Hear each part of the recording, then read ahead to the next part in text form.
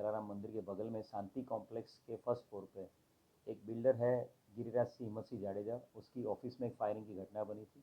Control room को जैसे ही इस बात का पता चला, inspector Vapi town, DYSP Vapi division, crime branch SOG की पूरी टीम वहाँ पे पहुँच गई थी।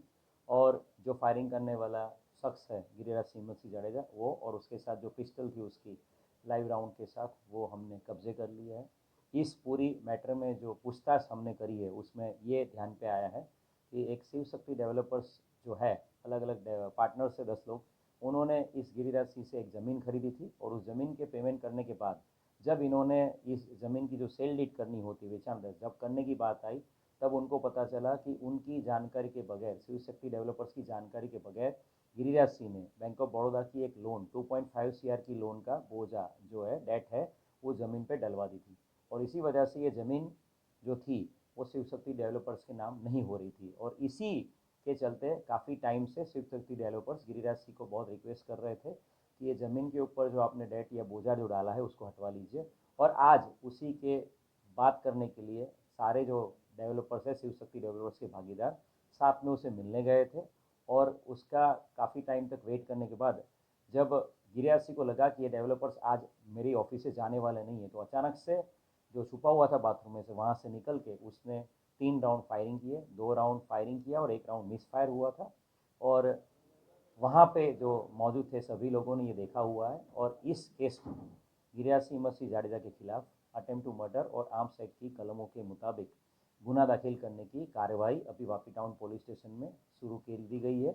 और उसी बनाव के टाइम पे जो लोग भी हाजिर थे उन सभी शख्सों को यहाँ पे बुला लिया गया है और आगे की लीगल कार्रवाई चालू है। ये जो डेवलपर्स है वो अलग अलग जगह से आए थे, कुछ वलसाड़ के भी रहने वाले हैं, कुछ सूरत के भी रहने वाले हैं। सभी डेवलपर्स इस बंदे के साथ ये साटा खत करवाया हुआ था पहले, और दस्तावेज़ की बात पिछले 4 साल से थी। तब ये टाइटल क्लियर ज़मीन थी, इसीलिए इन्होंने इस ज़मीन को खरीदने की कार्रवाई करी थी। और जब ज़मीन खरीदने के बाद दस्तावेज करके एंट्री कराने की बात आई, तब गिरिराज सिंह ने बिना जानकारी के इस ज़मीन के ऊपर 2.5 करोड़ की लोन लेके ज़मीन को विवादित कर दिया था। और इसी के चलते काफ़ी 10 महीने से ये लोग गिरिराज सिंह के पीछे पड़े हुए थे, क्योंकि गिरिराज सिंह ने गलत किया था। गिरिराज सिंह हिम्मत सिंह जाडेजा के खिलाफ पहले भी एक रेप केस दाखिल हुआ था। इस केस में जब जो हमें ताज़ा जानकारी मिली उसके मुताबिक उस केस में उसका कोर्ट में से एक्विटल हो गया है।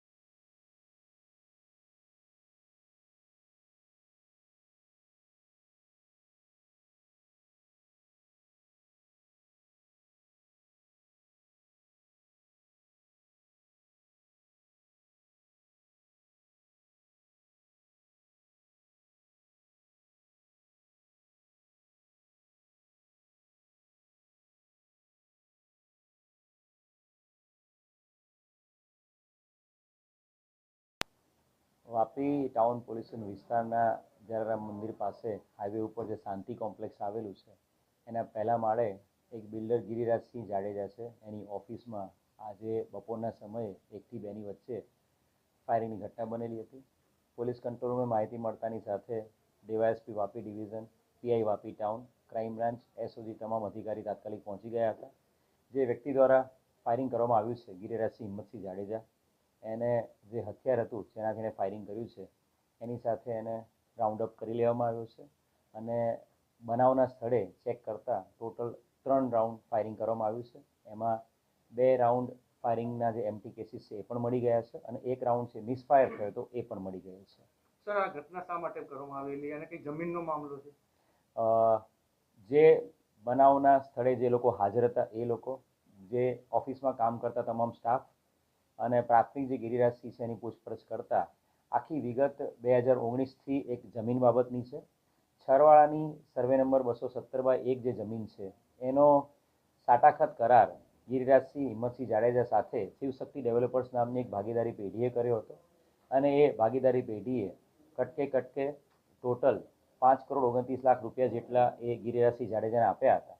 અને એ અનુસંધાને દસ્તાવેજ જ્યારે કરાવવાનો હતો ત્યારે દસ્તાવેજ કરાવતી વખતે જ્યારે એની એન્ટ્રી જમીનમાં જે એન્ટ્રી કરાવવાની હોય ત્યારે શિવશક્તિ ડેવલપર્સને ખ્યાલ આવ્યો હતો કે આ જમીન જે એમણે ખરીદી હતી એ જમીન ઉપર 2,49,00,000નો બોજો, લોનનો બોજો આ ગિરિરાજસિંહે નાખી દીધેલો છે અને જેના કારણે જમીન ઉપર એમની એન્ટ્રી શિવશક્તિ ડેવલપર્સની થઈ નહોતી. અને ઘણા લાંબા સમયથી છેલ્લા 10 મહિનાથી શિવશક્તિ ડેવલપર્સના તમામ ભાગીદારો ગિરિરાજસિંહ અને એના જે દલાલ હતા એને રિક્વેસ્ટ કરી રહ્યા હતા કે આ બોજો તમે હટાવી લો જેથી કરીને દસ્તાવેજ અમારા નામે થઈ જાય. અને એના ભાગરૂપે જ આજે તમામે તમામ ભાગીદારો જે ગિરિરાજસિંહ એમને મળતો નહોતો એટલે એની ઓફિસ સીધા પહોંચી ગયા હતા. એમણે શાંતિથી ગિરિરાજસિંહની રાહ જોઈ રહ્યા હતા અને ગિરિરાજસિંહે આ લોકો સતત 2-3 કલાક સુધી એની રાહ જોઈને બેઠા હતા. એટલે ત્યારે અચાનકથી જે બાથરૂમમાં સંતાયેલો હતો ત્યાંથી બહાર આવીને સીધું 3 રાઉન્ડ એણે ફાયરિંગ કર્યું હતું અને આ લોકોને મારી નાખવાની ધમકી આપી હતી. પોલીસ દ્વારા જે ગિરિરાજસિંહ હિંમતસિંહ જાડેજા છે એને પકડી પાડવામાં આવ્યો છે. એની સાથે સાથે એનું જે વેપન હતું, લોડેડ વેપન, જે અન્ય રાઉન્ડ સાથે એ પણ મેળવી લીધેલું છે. એમટી કેસીસ અને જે રાઉન્ડ છે, મિસફાયર રાઉન્ડ, એ પણ કબજે કરવામાં આવ્યો છે. આગામી સમયમાં અત્યારે ગિરિરાજસિંહ જાડેજા વિરુદ્ધમાં અટેમ્પ્ટ ટુ મર્ડર અને આર્મ્સ એક્ટ મુજબનો ગુનો દાખલ કરવાની હાલ વાપી ટાઉન પોલીસ સ્ટેશનમાં ડીવાયએસપી વાપી ડિવિઝનના સુપરવિઝન હેઠળ તજવીજ ચાલુ છે. ઇન્જણ અને કોઈ ગન લીગલ છે? ગિરિરાજસિંહ હિંમતસિંહ જાડેજા પાસે લાયસન્સ વેપન છે, હથિયાર પરવાનો ધરાવે છે. એમની પાસે પોતાના સ્વરક્ષણ હથિયાર પરવાનામાં 2 હથિયારો છે, જેમાંથી એક હથિયાર વડે એમણે આ ફાયરિંગ કરેલું છે. બીજું જે હથિયાર છે એમના ઘરે હતું એ પણ તાત્કાલિક પોલીસની ટીમ દ્વારા મોકલીને બીજું હથિયાર પણ પોલીસે કબજે લઈ લીધેલું છે. ગિરિરાજસિંહ હિંમતસિંહ જાડેજા વિરુદ્ધમાં ભૂતકાળમાં એક બળાત્કારનો ગુનો પણ દાખલ થયેલો હતો અને અમને જે માહિતી મળી રહી છે અત્યારે એ પ્રમાણે એ કેસમાં એને કોર્ટ દ્વારા નિર્દોષ છોડી મૂકવામાં આવેલો છે.